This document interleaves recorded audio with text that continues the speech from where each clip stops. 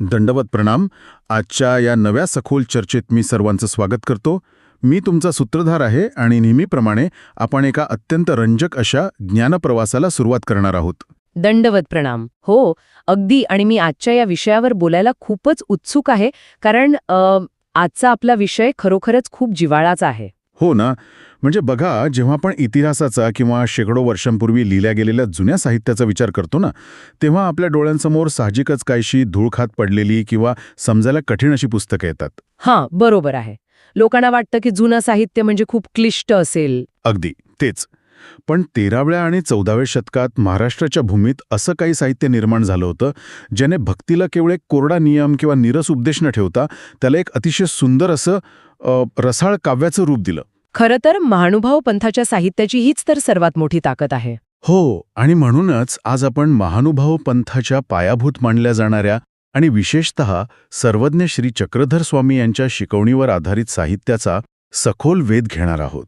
हो, आणि आजची आपली ही जी चर्चा आहे ती केवळ 7 जुन्या पुस्तकांची यादी वाचून दाखवणे अशी नक्कीच नसणार आहे. अजिबात नाही.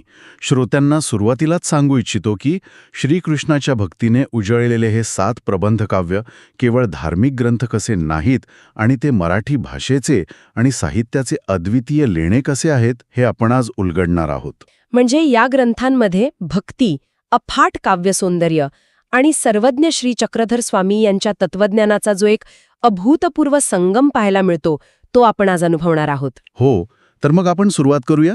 नक्कीच. या साहित्याला डॉक्टर ना देशपांडे यांनी 7 ग्रंथ अशी एक अतिशय समर्पक आणि सन्माननीय ओळख करून दिली आहे. हे 7 ग्रंथ महानुभाव संप्रदायाच्या अगदी प्रारंभिक काळात लिहिले गेले. अच्छा, म्हणजे अगदी सुरुवातीच्या काळात. होय, आणि हा प्रवास खरोखरच थक्क करणार आहे. कारण साहित्याची ही वाटचाल निव्वळ काव्यानंदापासून सुरू होते, त्यानंतर ती शुद्ध तत्वज्ञानाकडे वळते आणि शेवटी एका पवित्र भूगोलाच्या वर्णनापर्यंत जाऊन पोचते. कालक्रमानुसार विचार केल्यास या प्रवासाची सुरुवात इसवी सन 1292 मध्ये लिहिल्या गेलेल्या रुक्मिणी स्वयंवर या ग्रंथापासून होते, बरोबर? अगदी बरोबर. आणि या ग्रंथाची जी निर्मिती प्रक्रिया आहे ना, ती मुळातच खूप वेगळी आहे. हो, मी पण ऐकलंय. म्हणजे हा ग्रंथ केवळ एकांतात बसून शांतपणे सुचलेला नाहीये, तर तो चक्क एका स्पर्धेतून जन्माला आलाय ना. हो ना. रुक्मिणी स्वयंवर हा ग्रंथ कवी नरेंद्राने लिहिला. नरेंद्र हा देवगिरीच्या रामदेवराव यादवांच्या दरबारातील कवी होता. आता दरबारी कवी असल्याने साहजिकच त्याच्या लेखणीत एक प्रकारचा राजेशाही डौल होता. म्हणजे थोडा रुबाबदार असा बाज असेल लेखनाचा. हां, बरोबर. आता गंमत बघा. नरेंद्राचे नृसिंह आणि साल असे 2 भाऊ होते. या दोघांनी नलोपाख्यान आणि रामायण या विषयांवर आपापली काव्यरचना केली. अच्छा, म्हणजे घरातच सगळे कवी होते तर. हो, पण जेव्हा नरेंद्र, जो स्वतः अत्यंत निष्ठावान श्रीकृष्ण भक्त होता, त्याने हे पाहिलं, तेव्हा त्याने आपल्या भावांची कडाडून टीका केली. अरे वा, पण का? म्हणजे भावांनी तर छान काव्यच लिहिलं होतं ना. त्याचा मुख्य आक्षेप हा होता की श्रीकृष्णासारखा विषय सोडून तुम्ही इतर विषयांवर काव्य का रचले. हां, ऐकताना मला असं वाटतं की हे एखाद्या आधुनिक रॅप बॅटल सारखंच आहे. रॅप बॅटल म्हणजे कसं काय? म्हणजे आजकालच्या काळात कलाकार एकमेकांच्या कामावर जाहीर टीका करतात, एकमेकांना आव्हान देतात आणि त्या ईर्षेतून अचानक एखादी भन्नाट कलाकृती जन्माला येते. अगदी योग्य तुलना केलीत. म्हणजे इथे विषय देवाचा आणि भक्तीचा असला तरी मूळ मानवी स्वभाव आणि ईर्ष्या तीच दिसते. बरोबर आहे. त्या टीकेनंतर मग भावांनीही नरेंद्राला आव्हान दिलं की जर तुला इतकाच अभिमान आहे तर स्वतः श्रीकृष्णावर काव्य लिहून दाखव. बापरे, म्हणजे थेट चॅलेंज आहे. हो ना. आणि इथे प्रबंध काव्य ही संकल्पना समजून घेणं महत्वाचं आहे. प्रबंध काव्य म्हणजे केवळ काही सुट्या कवितांचा संग्रह नव्हे. हां, म्हणजे त्यात कथा आणि बरंच काही असणार. अगदी. निसर्ग, शृंगार आणि कथानक यांची अतिशय सुसंबद्ध आणि अलंकारिक अशी विस्तृत मांडणी यात असते. नरेंद्राने या काव्यात भक्तीपेक्षा कलाविलासाला आणि आनंद प्राप्तीला सर्वोच्च स्थान दिलं आहे. पण याचा अर्थ असा होतो का की त्याने भक्तीला दुय्यम मानलं? तसं थेट म्हणता येणार नाही, पण त्याचा दृष्टिकोन स्पष्ट होता. भक्ती करताना रसिकता का सोडायची हा त्याचा विचार असावा. म्हणजे भक्ती पण करायची आणि काव्याचा आनंद पण घ्यायचा. हो, त्याने स्वतः प्रतिज्ञा केली होती की श्रीकृष्णाचा वर्णिता कीर्ती चंद्रू चढवीण सुखाचा समुद्रू. अरे वा, याचा अर्थ काय होतो नक्की? म्हणजे श्रीकृष्णाच्या कीर्तीचे वर्णन करताना मी वाचकांसाठी सुखाचा आणि आनंदाचा एक महासागर उभा करेन असं तो म्हणतो. क्या बात आहे. खूपच सुंदर विचार आहे हा. आणि त्याच्या याच दृष्टिकोनामुळे डॉक्टर श. दा. पेंडसे यांनी त्याला महाराष्ट्राचा पहिल्या दर्जाचा प्रतिभासंपन्न पहिला प्रेमकवी असं सार्थपणे म्हटलं आहे. खरंच, भक्ती आणि प्रेमाचा असा मिलाप निश्चितच विलक्षण आहे.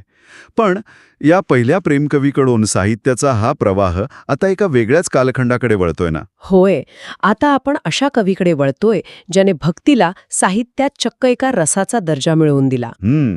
1313 आणि 1314च्या आसपासचा हा काळ आहे. आणि हे कवी आहेत भास्कर भट्ट बोरीकर. अगदी बरोबर.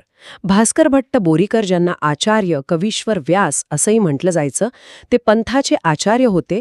नागदेवाचार्यानंतर त्यांच्याकडे आचार्यांची धुरा आली. म्हणजे ते खूप महत्वाचे आणि मोठे व्यक्तिमत्व होते पंथातले. हो ना, ते अतिशय रूपवान, उत्तम वक्ते आणि सर्वज्ञ श्री चक्रधर स्वामींच्या तत्वज्ञानाचे गाढे अभ्यासक होते.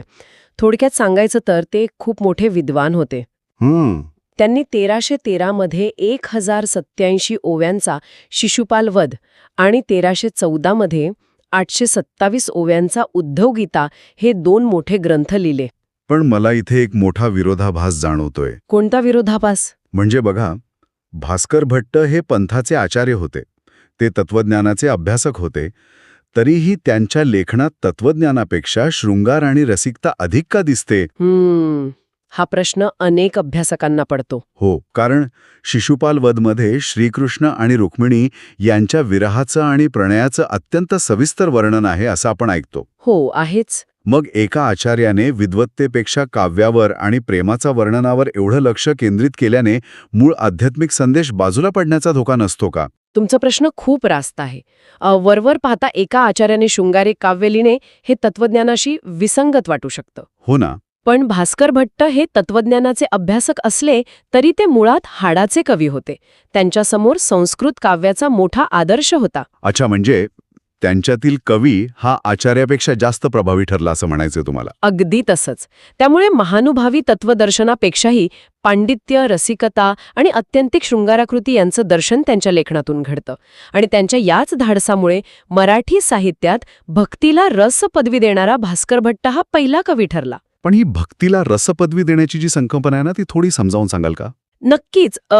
पारंपरिक भारतीय साहित्यात शृंगार, हास्य, वीर, करुण असे नवरस मानले जातात. हे तर तुम्हाला माहीत असेलच. हो, ते नवरस आपण शाळेतही शिकलोय. बरोबर. पण गंमत म्हणजे भक्तीला या रसांमध्ये स्थान नव्हतं. ती फक्त एक आध्यात्मिक कृती मानली जायची. अच्छा, म्हणजे भक्ती हा रस मानला जात नव्हता. केले की भक्ती हा स्वतःच एक परिपूर्ण आणि स्वतंत्र रस म्हणून साहित्यात प्रस्थापित झाला. हे तर खरोखरच क्रांतिकारी पाऊल आहे. हो ना. त्यांनी भक्तीला केवळ एका नीरस उपदेशाच्या चौकटीतून बाहेर काढलं. त्यांचा दुसरा ग्रंथ उद्धवगीता हा व्यासांच्या भागवताच्या 11व्या स्कंधावरील पहिला मराठी ग्रंथ आहे. एकादशी स्कंध म्हणजेच भागवताचा 11वा अध्याय ना? अगदी बरोबर. पण भागवताचा 11वा अध्याय हा तर मुळातच तत्वज्ञानाने भरलेला आणि अत्यंत गंभीर असा भाग आहे. होय. तरीही त्यांनी त्याला अतिशय सुंदर काव्यात्मक रूप दिलं. त्यांच्या आत्मविश्वासाची पातळी पाहायची असेल ना, तर त्यांच्याच ओळी पाहाव्या लागतील. कोणत्या ओळी? ग्रंथाच्या सुरुवातीलाच ते म्हणतात, पिळिलेया चंद्रबिंब सुटिती अमृतधारांचे कदंब तैसे फुटती तुंब नवरसांचे. अरे वा! याचा अर्थ चंद्रबिंब पिळल्यावर जशा अमृताच्या धारा वाहतील तशीच माझी कविता ऐकताना नवरसांचे झरे वाहतील, असंच होतो ना? अगदी 100% बरोबर. असा त्यांचा स्पष्ट दावा होता. कलेवरील आणि स्वतःच्या शब्दांवरील त्यांचा हा अढळ विश्वास थक्क करणारा आहे. पण नरेंद्र आणि भास्कर भट्ट यांच्या या रसिकतेकडून आणि काव्यानंदाकडून साहित्याचा हा जो प्रवास आहे तो आता एका अतिशय महत्वाच्या वळणावर येतो. हो, कारण इथून पुढे शुद्ध भक्ती आणि पंथाचे मूळ तत्वज्ञान, विशेषतः सर्वज्ञ श्री चक्रधर स्वामींविषयीचा अत्यंतिक आदर हा केंद्रस्थानी येऊ लागतो. या बदलाचं वर्णन करताना डॉक्टर ना. देशपांडे यांनी एक अतिशय नेमका फरक सांगितलाय असं मी वाचलं होतं. हो, त्यांनी म्हटलंय की नरेंद्र आणि भास्कर भट्ट हे पंडित कवी आहेत. म्हणजे त्यांच्यावर संस्कृत साहित्याचा आणि दरबारी पांडित्याचा प्रभाव होता. अगदी बरोबर. पण यानंतर ज्यांचा आपण विचार करणार आहोत ते दामोदर पंडित हे मात्र संत कवी आहेत. अच्छा, पंडित कवी विरुद्ध संत कवी असा हा प्रवास आहे तर. हो, कारण एका संत कवीसाठी कोणत्याही अलंकारिक काव्यापेक्षा शुद्ध भक्ती नेहमीच श्रेष्ठ असते. त्यांनी 1316 मध्ये 503 ओव्यांचा वच्छाहरण हा ग्रंथ लिहिला. वत्साहरण म्हणजे वासरांचे हरण. ही कथा भागवताच्या दशमस्कंदात म्हणजेच 10व्या अध्यायात येते, बरोबर ना? बरोबर. या कथेत बालपणी श्रीकृष्णाने केलेला अघासूर नावाच्या राक्षसाचा वध आणि त्यानंतर ब्रह्मदेवाने गोपाळांचे आणि त्यांच्या वासरांचे केलेलं हरण याचं वर्णन आहे. दामोदर पंडितांच्या या काव्यात एक विलक्षण काव्यात्मक वृत्ती आहे, पण ती पांडित्यासाठी किंवा देखाव्यासाठी नाही. म्हणजे ती फक्त भक्तिभावातून आलेली आहे. हो. उदाहरणार्थ श्रीकृष्णाच्या दर्शनामुळे देहभान विसरलेल्या यमुना नदीची अवस्था त्यांनी अत्यंत भावपूर्णतेने वर्णिली आहे. त्यांच्यासाठी काव्यानंदापेक्षा भक्तेला सर्वोच्च स्थानी ठेवणे हा मार्ग अधिक प्रिय होता. हा पूर्ण प्रवास पाहताना मला एक गोष्ट स्पष्टपणे जाणवते. काय जाणवते? की रुक्मिणी स्वयंवर किंवा शिशुपाल वध हे एखाद्या अत्यंत भव्य, मनोरंजक आणि रंगीबेरंगी चित्रपटांसारखे आहेत, जिथे कलात्मकतेला आणि शृंगाराला सर्वाधिक महत्त्व आहे. बरोबर आहे. पण वच्छाहरण आणि त्यानंतरचा जो ग्रंथ आहे, हा प्रवास एका अत्यंत शुद्ध, आशयघन आणि आत्म्याला भिडणाऱ्या माहितीपटाकडे, म्हणजेच एका डॉक्युमेंटरीकडे घेऊन जातो, जिथे मनोरंजनापेक्षा तथ्य, तत्वज्ञान आणि शिकवण सर्वोच्च स्थानी असते. हा जो दृष्टिकोन तुम्ही मांडलात ना, तो खूपच चपखल आहे. आणि हा बदल कोणत्याही धार्मिक चळवळीच्या अस्तित्वासाठी खूप गरजेचा असतो. ते कसं काय? कारण बघा, केवळ शृंगार आणि रसिकतेवर एखादा संप्रदाय शेकडो वर्ष टिकून राहू शकत नाही. त्याला एक शुद्ध तत्वज्ञानाचा भक्कम पाया लागतोच. अगदी सहमत आहे मी. आणि हा पाया रचण्याचं काम पंडित विश्वनाथ बाळापूरकर यांनी 1331 मध्ये लिहिलेल्या ज्ञानप्रबोध या ग्रंथाने केलं. हा ग्रंथ तब्बल 1204 ओव्यांचा आहे. ज्ञानप्रबोध हे नावच मुळात या ग्रंथाचा गाभा स्पष्ट करतं. ज्ञानाचा प्रबोध करणारा ग्रंथ. अगदी तसाच हा ग्रंथ मुळात भगवद्गीतेच्या 13व्या अध्यायातील ज्ञान लक्षणे सांगणाऱ्या श्लोकांवरील एक सविस्तर भाष्य आहे. पण महानुभाव संप्रदायात तर अनेक कवींनी गीतेवर भाष्य लिहिली आहेत ना? हो, पुष्कळ कवींनी लिहिली आहेत. पण त्या सर्वांमध्ये फक्त ज्ञानप्रबोधलाच या सन्माननीय 7 ग्रंथांमध्ये स्थान मिळालं आहे. असं का बरं? यात असं काय विशेष आहे? याचं मुख्य कारण म्हणजे यात विरक्ती आणि ईश्वरभक्तीचं महात्म्य अत्यंत गांभीर्याने आणि सखोलपणे मांडले आहे. हा पूर्णतः तत्वज्ञानाचा ग्रंथ आहे. आणि विशेष म्हणजे या ग्रंथात सर्वज्ञ श्री चक्रधर स्वामींचे अत्यंत आदरपूर्वक आणि भक्तिभावाने वर्णन केले आहे.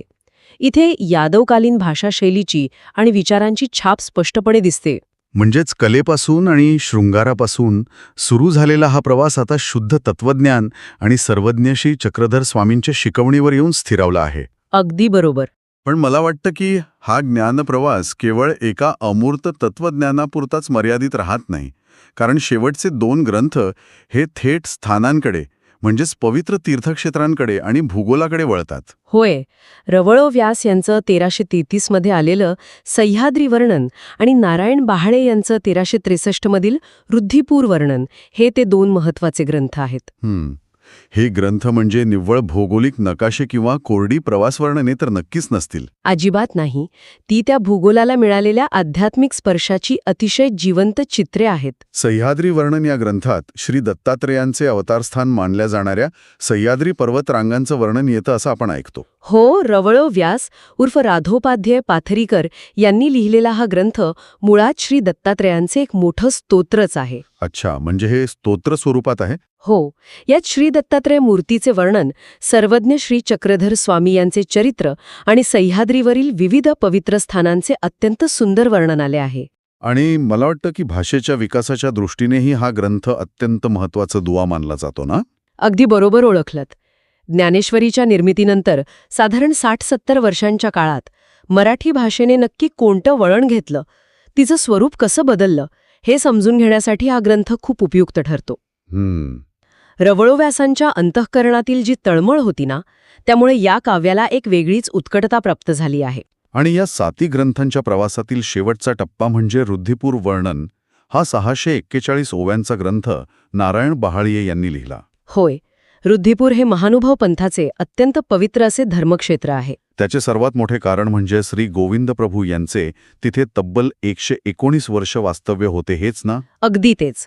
श्री गोविंद प्रभू आणि सर्वज्ञ श्री चक्रधर स्वामी यांच्या चरणस्पर्शाने त्या ठिकाणाला जी एक भक्तिमय किनार लाभली आहे, तिचे अत्यंत प्रासादिक आणि रसाळ वर्णन या ग्रंथात आहे. अरे वाह, म्हणजे प्रत्यक्ष त्या मातीशी जोडलेले हे काव्य आहे. यामुळे त्या काव्यात एक विलक्षण जिवंतपणा आला आहे. हां, मानवी मेंदू आणि आपला मानवी समाज ज्या पद्धतीने काम करतो ते पाहता मला एक गोष्ट सांगावीशी वाटते. भौतिक ठिकाणांना आध्यात्मिक आठवणींचं केंद्र बनवणं हे खूप विलक्षण वाटतं. हो, कारण आपण अनेकदा पाहतो की अमूर्त विचार लोक लवकर विसरतात. अगदी तेच. एखादं अमूर्त तत्वज्ञान किंवा कल्पना कदाचित काळाच्या ओघात पुसट होऊ शकते, पण जेव्हा ते तत्वज्ञान एखाद्या डोंगराशी, एखाद्या गावाशी किंवा विशिष्ट मातीशी जोडलं जातं ना, तेव्हा ते माणसाच्या मनात कायमचं कोरलं जातं. अगदी रास्त विचार आहे हा. आणि म्हणूनच मला वाटतं की या ग्रंथांनी विशिष्ट स्थानांचे असे सविस्तर वर्णन लिहून ठेवल्यामुळे महानुभाव पंथाची अस्मिता शेकडो वर्ष टिकून राहण्यास मोठी मदत झाली असावी. हाच या भूगोलाचा आणि अशा प्रकारच्या साहित्याचा सर्वात मोठा फायदा आहे. जेव्हा कोणताही संप्रदाय किंवा चळवळ उभी राहते, तेव्हा सामान्य माणसाला नतमस्तक होण्यासाठी आणि जोडले जाण्यासाठी काही मूर्त स्थानांची गरज असते. सह्याद्री वर्णन आणि रुद्धिपूर वर्णन या ग्रंथांनी नेमकं हेच काम केलं. म्हणजे त्यांनी एक आधार दिला. हो, त्यांनी सर्वज्ञ श्री चक्रधर स्वामी आणि श्री गोविंद प्रभू यांच्या स्मृतींना केवळ विचारांमध्येच नाही तर प्रत्यक्ष भूगोलाच्या नकाशावर कायमचं कोरून ठेवलं. यामुळे एक अत्यंत भक्कम असा भौगोलिक आणि भावनिक आधार निर्माण झाला. या संपूर्ण प्रवासाकडे मागे वळून पाहताना आज खरोखरच खूप गोष्टी लक्षात येतात. हो ना, एक पूर्ण वर्तुळच पूर्ण झाल्यासारखं वाटतं. अगदी.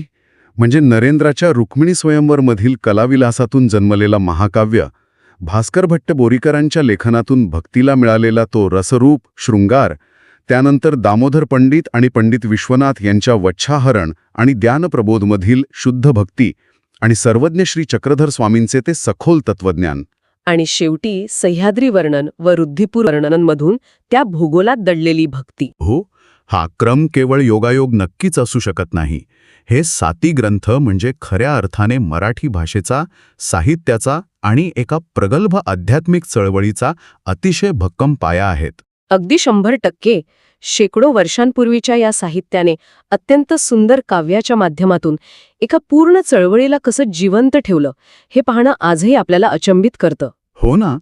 आणि इथे मला आजच्या काळाचा संदर्भ द्यावासा वाटतो. आजच्या या डिजिटल युगात आपण पाहतो की माहिती अत्यंत वेगाने तयार होते आणि एका क्लिकवर तितक्याच वेगाने ती नाहीशीही होते.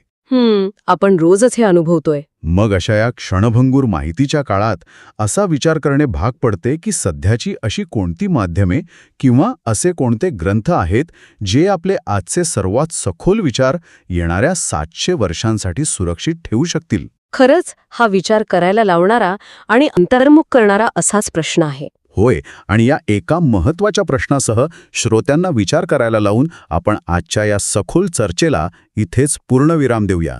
दंडवत प्रणाम. दंडवत प्रणाम.